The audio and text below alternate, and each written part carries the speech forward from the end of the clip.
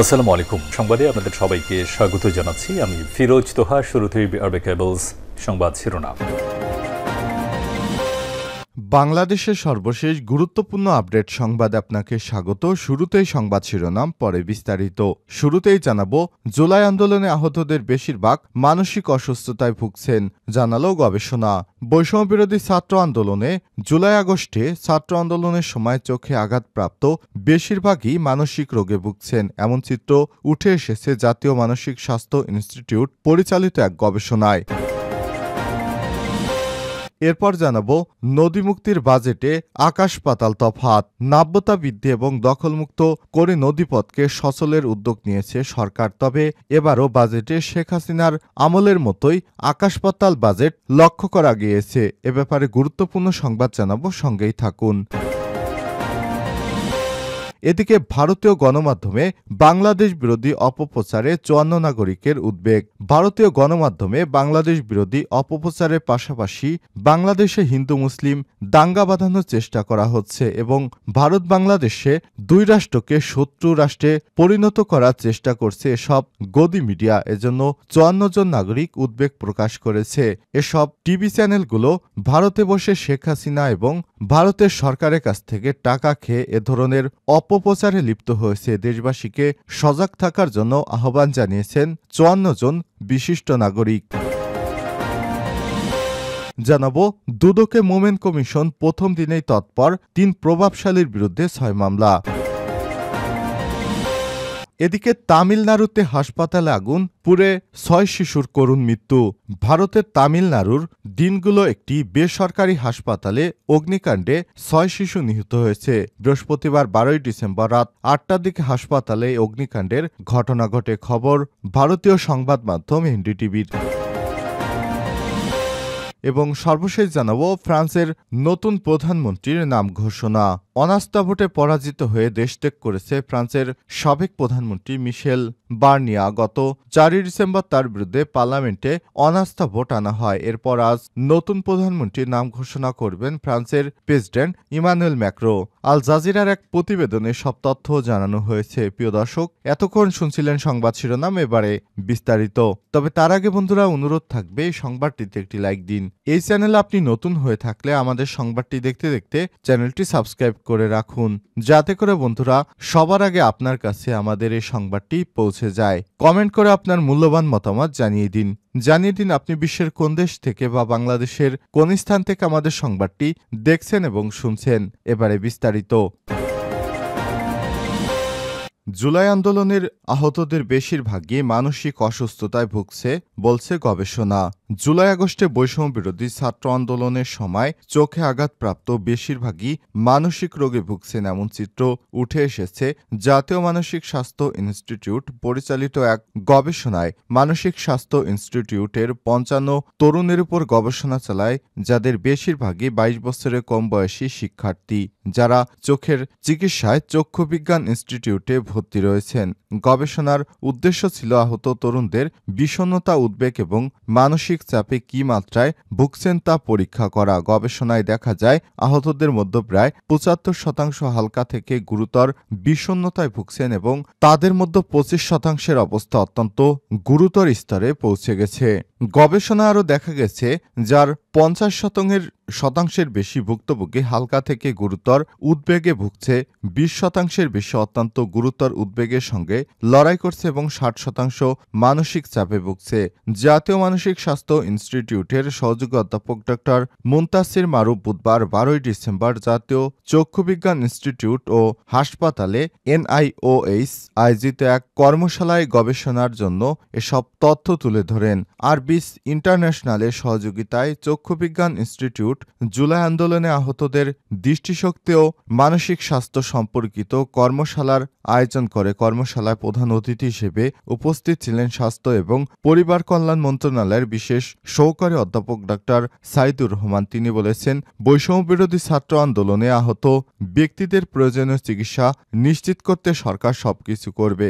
Database চূড়ান্ত করতে বিলম্ব হওয়ার জুলাই আগস্ট আন্দোলনে নিহত এবং আহতদের আনুষ্ঠানিক স্বীকৃতি প্রক্রিয়া এখনও শেষ হয়নি। সরকার ৯,৫০০ থেকে ১০,০০০ আহতদের নাম পেয়েছে। এখন পর্যন্ত অর্ধেক তথ্য যাচাই করা সম্ভব হয়েছে। যাচাই শেষে আনুষ্ঠানিক স্বীকৃতি এবং পুনর্বাসন প্রক্রিয়া শুরু হবে বলে তিনি জানান। বিশেষ সহকারী আরও বলেছেন, সরকার আহতদের চিকিৎসা, পুনর্বাসন ও কর্মসংস্থান নিশ্চিত করার জন্য কাজ করছে। সরকার খরচ নিয়ে উদ্বিগ্ন নয় উল্লেখ করে তিনি আর বলেছেন, আহতদের সর্বোত্তম চিকিৎসা দেওয়ার জন্য যেখানে দরকার সেখানে নেওয়া হবে। ইতিমধ্যে ১০ জনকে থাইল্যান্ড ও সিঙ্গাপুরে চিকিৎসার জন্য নেওয়া হয়েছে বলে জানান তিনি। নদী মুক্তির বাজেট আকাশ পাতাল তফাৎ, নদী রক্ষা কমিশনের খসড়া তালিকা প্রস্তুত। নাব্যতা বৃদ্ধি এবং দখলমুক্ত করে নদীপথকে সচলের উদ্যোগ নিয়েছে সরকার।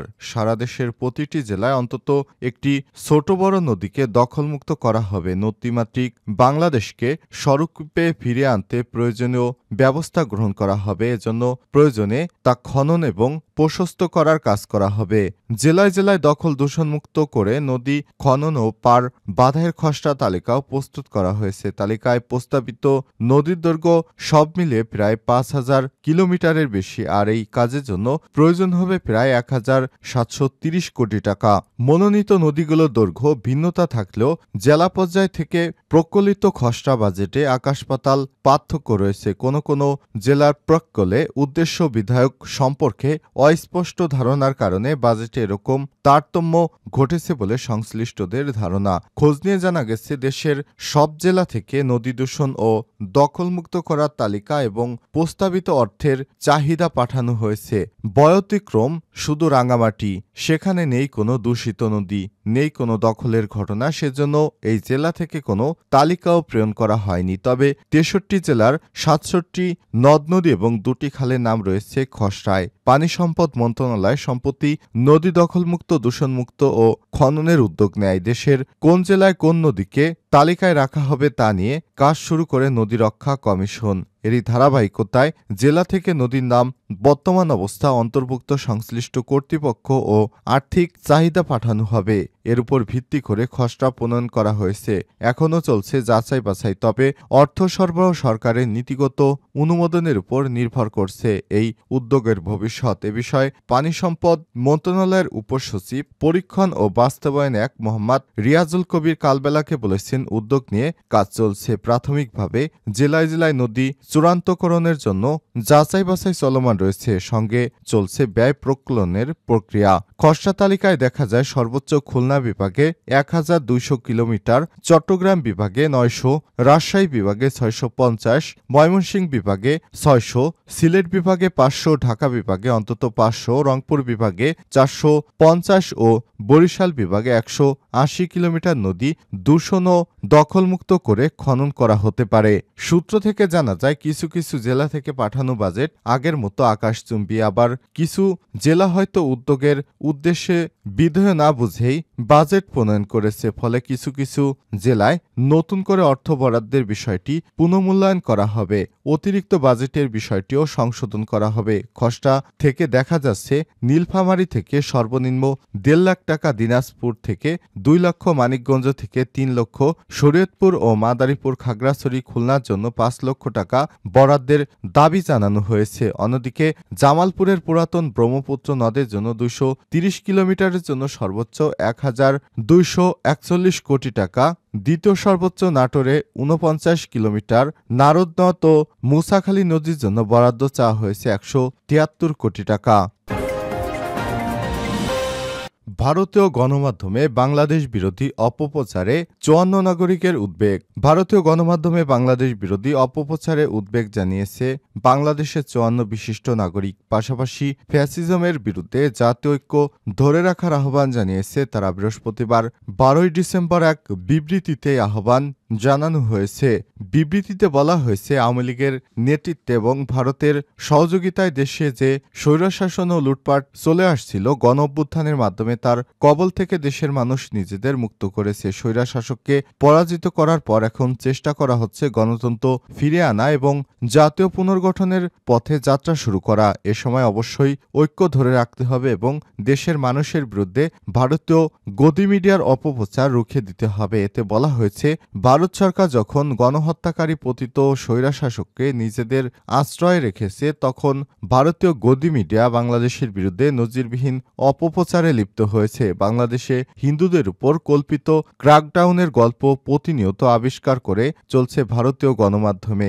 দেখা গেছে সব কথিত খবর মিথ্যা নয়তো বিভ্রান্তিমূলক। ভারত বাংলাদেশের মানুষের মধ্যে বিভেদ তৈরি এবং বাংলাদেশে হিন্দু মুসলিমদের মধ্যে দাঙ্গা সৃষ্টি করার জন্য শেখ হাসিনা সরকারের কাছ থেকে টাকা খেয়ে সব মিথ্যা খবর পরিবেশন করছে ভারতীয় মিডিয়া চ্যানেলগুলো।